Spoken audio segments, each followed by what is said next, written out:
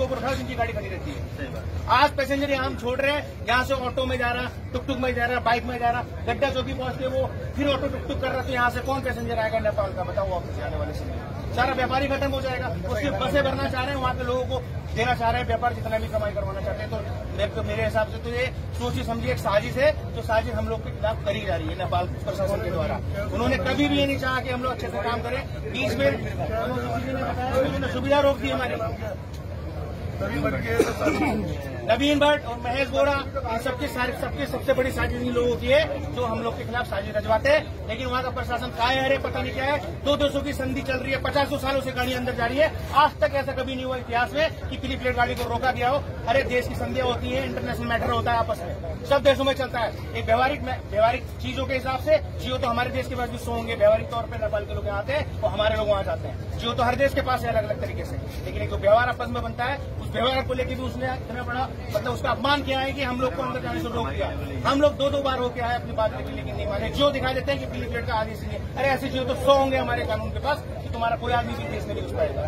ये कोई जियो होता है, आपने मना कर दिया सीधे। अरे व्यवहारिक संधि के तौर पर हम लोग को छूट देगी कि अंदर जा सकते हैं, पैसेंजर ला सकते हैं। अब नेपाल का आदमी बीमार है, किसी की शादी में जाना है, किसी को फ्लाइट पकड़नी है, हम अपनी गाड़ी अंदर भेज नहीं सकते और वो बॉर्डर से नहीं आके धनगढ़ से गाड़ी बुला के धनगढ़ी वाले बॉर्डर से चला। तो एक सोच समझी साजिश रची जा रही है हम लोग के खिलाफ। तो भाइयों मेरा आप सबसे अनुरोध है कि इस चीज को आप देखो, समझो और साथ दो यूनियन का।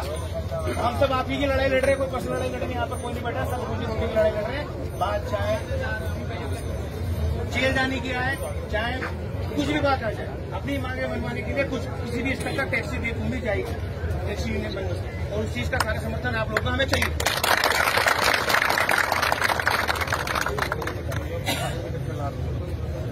हर चीज को लेकर दबाया जा रहा है, हर चीज को लेकर, सुविधा को लेकर दबाते हैं। सुविधा नहीं मिलेगी, संसार नहीं मिलेगी, गाड़ी अंदर जाती है, पैसा शुरू हो जाता है, पैसेंजर बीमार है, 100 रुपए 200 रुपए, हर चीज से दबाया गया। तब भी हम लोग शांति से बैठे रहे, हमने कभी इस तरीके से आंदोलन नहीं किया। जब बात रोजी रोटी पाएगी तो आदमी लड़ेगा भी, झगड़ेगा भी, हर चीज करेगा। हाँ तुम्हारे आगे नेता पैसा बिकता है बोलते हैं, और क्या भाई?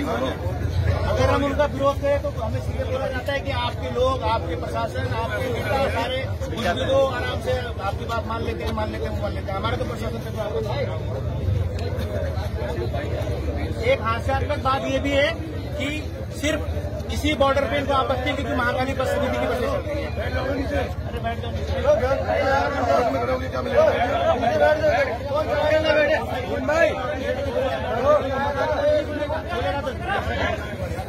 हर बॉर्डर से जा रही है, हमें रोक दिया गया है, आप अंदर नहीं जाओगे छोड़ने के लिए, हमें परेशान कर दिया है कि आप नहीं जाओगे बताने के लिए। हमारे पीली प्लेट के चक्कर में तो यहाँ पंचायत और जो है आगे बढ़ गया है, हर कुछ बड़ा हुआ है। एक मिनट है, मैं आप सभी लोगों को बताना चाह रहा हूँ कि कल आपकी टैक्सी यूनियन के अध्यक्ष जो है मेरे पास आए थे, उनकी तरफ से जो है प्रशासन को ज्ञापन दिया गया है। उस ज्ञापन को मेरे माध्यम से मैंने उच्च अधिकारियों को फोन करा दिया है और संबंधित पत्रकार भी हमने आप का ही कहना है तो इनका समझो संवाददाता बना जिन सबसे मेरी बात हुई, अच्छा हो तो आप भी बात करें। अभी आप फिलहाल ये गेट में सर एक बार एजेंट से बात करा रहे थे, ये सब सुन लीजिए कि हाँ हमारी बात देखिए, हमें तो सोल्यूशन चाहिए सर, हमें कोई किसी को परेशान करने का हमारा इंटेंशन नहीं है, हमें तो अपना काम चाहिए। खाली गाड़ी है, यहाँ खाली गाड़ी है, यहाँ ना सर आधे से ज्यादा लोग तो ऐसे जो बेचारे दिल्ली से हमारे लोग आगे यहाँ सपोर्ट करने बैठे हैं। सर रोटी का सवाल है, रोटी का सवाल ये तो खाली एक माध्यम है।